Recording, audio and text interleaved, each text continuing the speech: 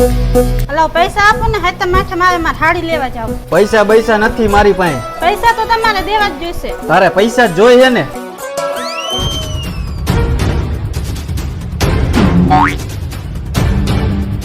hello દરવાજો ખોલો નહીં માંગુ પૈસા ના તારે પૈસા જ જોઈએ ને ખમ તને હું હમણાં આપું પૈસા હલો દરવાજો ખોલો ને હવે કોઈ દી નહીં માંગુ તમારી પાસે પૈસા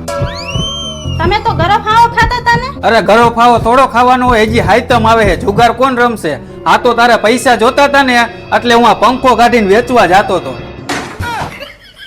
પંખો વેચી દેશું તો આપણે હવે શેની ખાઈશું એના કરતા ક્યાંકથી લોન લઈ આવો ને આ ઈ વાત તે સાચી કીધી હો હાલ હું ક્યાંકથી લોન લઈ આવું